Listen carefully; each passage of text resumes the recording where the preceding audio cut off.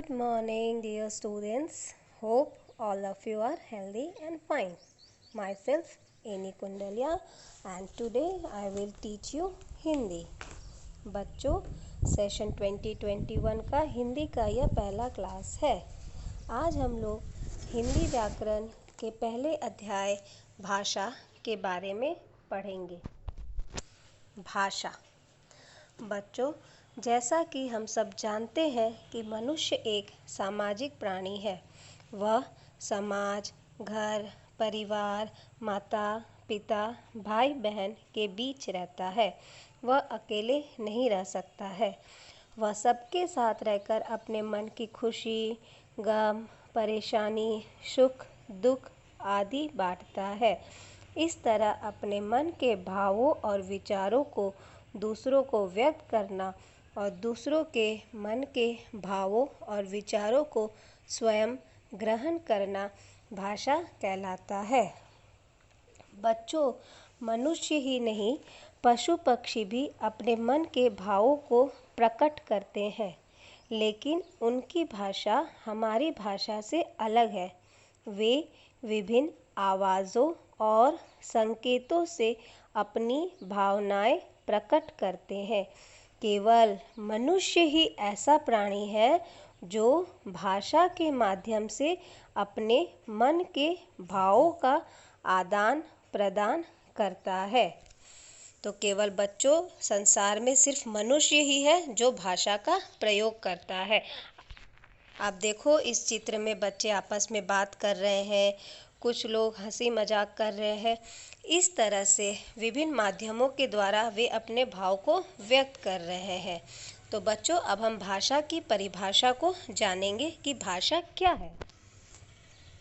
Dear students, भाषा वह साधन है जिसके द्वारा मनुष्य बोलकर, सुनकर, लिखकर व पढ़कर अपने मन के भावों या विचारों का आदान प्रदान करता है.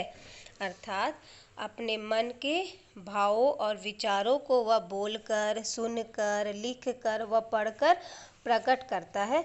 उसे ही हम भाषा कहते हैं. हमारा जो भारत का संविधान है, उसमें कुल 22 भाषाओं को मान्यता दी गई है. अर्थात अलग अलग राज्यों में अलग अलग भाषाएं बोली जाती है. जैसे बंगाल के लोग बंगाली बोलते हैं, तो गुजरात के लोग गुजराती बोलते हैं. इस तरह से अलग अलग राज्यों में अलग अलग भाषाएं बोली जाती है.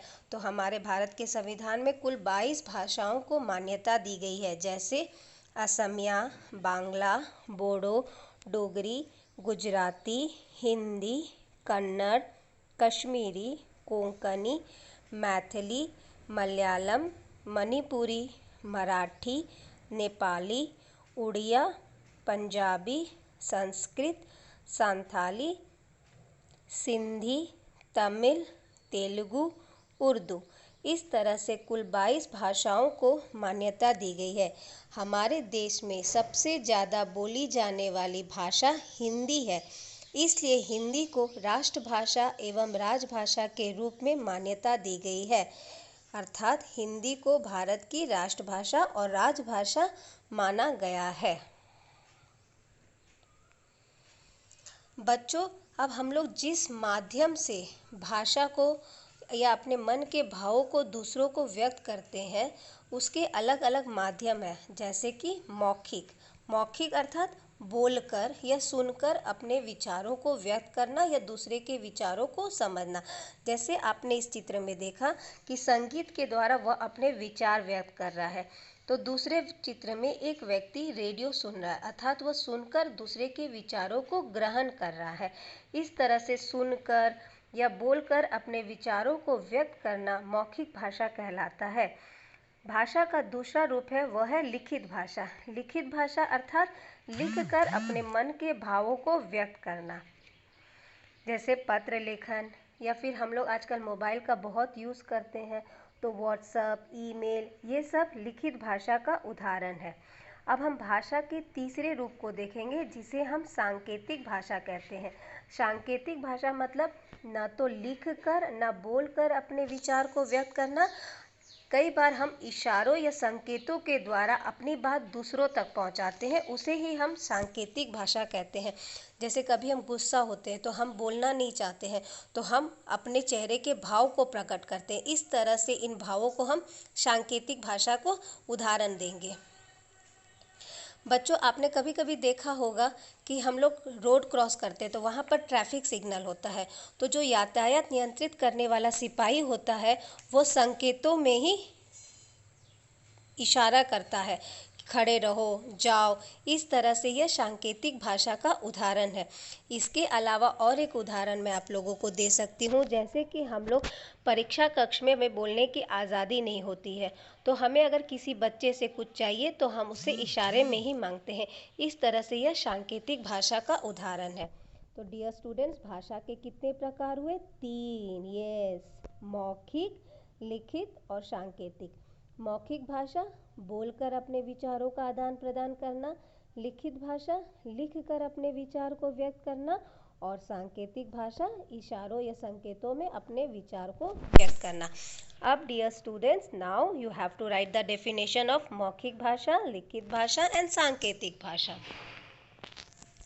मौखिक भाषा, जब विचारों का आदान प्रदान बोलकर किया जाता है तब हम उसे मौखिक भाषा कहते हैं, जैसे कविता पाठ, रेडियो सुनना आदि। इस तरह से विचारों का आदान प्रदान बोलकर किया जाए या फिर सुनकर किया जाए उसे हम मौखिक भाषा कहते हैं। लिखित भाषा, जब विचारों का आदान प्रदान लिखकर या पढ़कर किया जाए तब उसे हम लिखित भाषा कहते हैं, जैसे पत्र लेखन, लघु संदेश इत्यादि। सांकेतिक भाषा, जब विचारों का आदान प्रदान संकेतों या इशारों में किया जाए तो उसे हम सांकेतिक भाषा कहते हैं, जैसे यातायात नियंत्रित करने के लिए सिपाही द्वारा दिए जाने वाले संकेत सांकेतिक भाषा का उदाहरण है। बच्चों, हम लोग जब लाइब्रेरी या अर्थात पुस्तकालय जाते हैं तो वहाँ भी कीप साइलेंस का बोर्ड लगा हुआ रहता है, मतलब बोलना नहीं है, तो वहाँ भी हम इशारों में ही बातचीत करते हैं। इस तरह से पुस्तकालय और धार्मिक स्थानों में भी सांकेतिक भाषा का ही प्रयोग किया जाता है। Now please take out your Hindi classwork copy and write down the definition in your classwork copy. मौखिक भाषा, विचारों का आदान प्रदान बोलकर किया जाना, अर्थात रेडियो सुनना, कविता पाठ इत्यादि। लिखित भाषा, विचारों का आदान प्रदान लिखकर या पढ़कर किया जाए तब उसे हम लिखित भाषा कहते हैं, जैसे पत्र लेखन, लघु संदेश आदि। और सांकेतिक भाषा में संकेतों या इशारों के द्वारा विचारों का आदान प्रदान करना।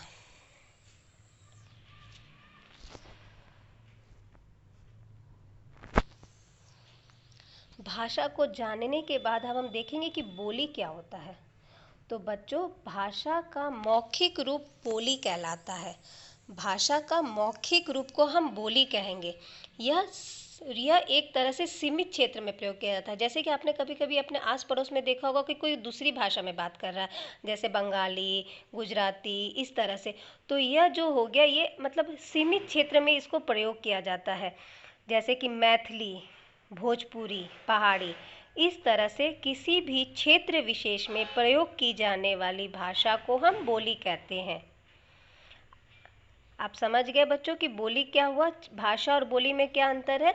बोली एक सीमित क्षेत्र में प्रयोग किया जाता है जो उस जगह के लोग ही सिर्फ इस्तेमाल में करते हैं, जैसे कि भोजपुरी हो गया, मैथिली हो गया, पहाड़ी बोली हो गया, एक्सेट्रा।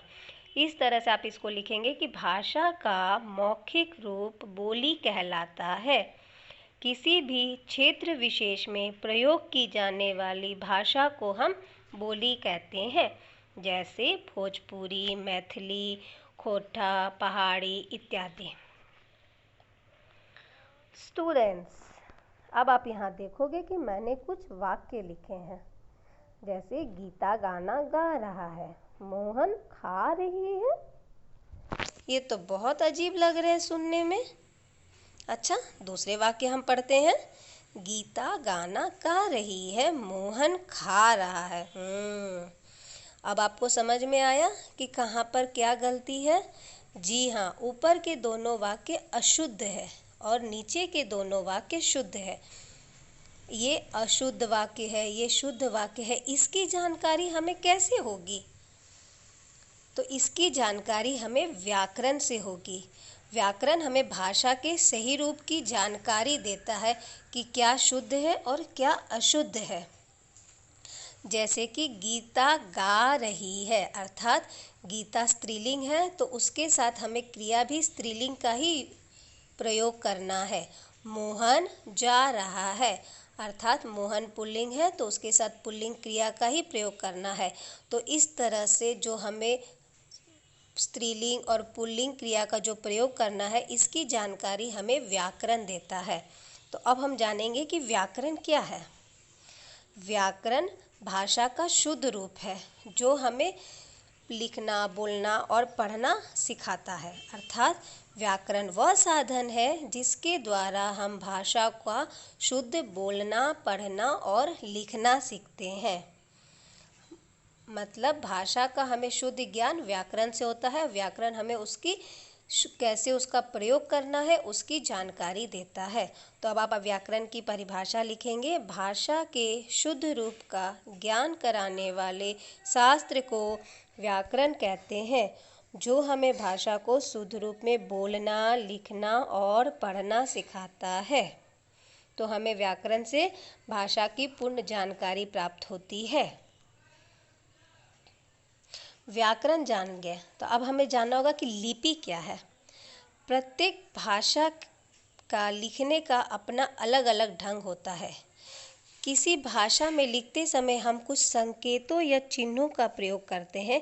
इन्हीं संकेतों या चिन्हों को उस भाषा की लिपि कहा जाता है। आप देखेंगे कि लिपि की परिभाषा मैंने यहाँ लिखा है, किसी भी भाषा को लिखने के लिए निर्धारित किए गए चिन्हों को लिपि कहते हैं। और प्रत्येक भाषा की अपनी लिपि होती है। जैसे हिंदी, मराठी, संस्कृत, इसकी लिपि देवनागरी है, अंग्रेजी की लिपि रोमन है, उर्दू की अरबी है, तो पंजाबी की गुरुमुखी है। इस तरह से अलग अलग भाषा की अलग अलग लिपि होती है। किसी भी भाषा को लिखने के लिए जो चिन्ह निर्धारित किए जाते हैं उसे ही हम लिपि कहते हैं। तो अब आप लिखेंगे लिपि की परिभाषा और कौन कौन सी भाषा में कौन कौन सी लिपि का प्रयोग किया जाता है। अब एक बार पुनः हम इस अध्याय का पुनरावृत्ति करेंगे। पहले हमने जाना कि भाषा क्या है। तो भाषा वह साधन है जिसके द्वारा हम अपने मन के विचारों का आदान प्रदान करते हैं। हम दूसरों के भावों और विचारों को समझते हैं और दूसरे हमारे मन के भावों और विचारों को समझते हैं, उसे ही हम भाषा कहते हैं। जिस माध्यम से हम भाषा को दूसरे व्यक्ति को समझाते हैं या समझते हैं, उसके अलग अलग प्रकार होते हैं। जैसे मौखिक, लिखित और सांकेतिक। मौखिक में हम बोलकर, लिखित में हम लिखकर अपने विचारों को प्रकट करते हैं और सांकेतिक में हम इशारों से अपने विचारों को व्यक्त करते हैं। इस तरह से ये भाषा के रूप हो गया। भाषा के रूप को जानने के बाद हम देखेंगे बोली। तो भाषा का मौखिक रूप बोली कहलाता है। यह सीमित क्षेत्र में प्रयोग में लाया जाता है, जैसे भोजपुरी, पहाड़ी इत्यादि। बोली जानने के बाद हम जानेंगे कि भाषा का हमें शुद्ध ज्ञान किससे प्राप्त होता है, कि यह वाक्य सही है, यह वाक्य गलत है। तो इसकी जानकारी हमें व्याकरण देता है। व्याकरण वह शास्त्र है जो हमें भाषा को शुद्ध रूप में लिखना, बोलना, पढ़ना सिखाता है। इस तरह से हमें व्याकरण से वाक्य के शुद्ध होने की जानकारी प्राप्त होती है। व्याकरण को जानने के बाद हम देखेंगे कि लिपि क्या होता है। तो लिपि क्या है? किसी भी भाषा को लिखने के लिए निर्धारित किए गए चिन्हों को हम लिपि कहते हैं। प्रत्येक भाषा की अलग अलग लिपि होती है। जैसे हिंदी, संस्कृत, मराठी, गुजराती की लिपि देवनागरी है, पंजाबी की लिपि गुरुमुखी है, अंग्रेजी की लिपि रोमन और उर्दू की लिपि अरबी है। इस तरह से हम भाषा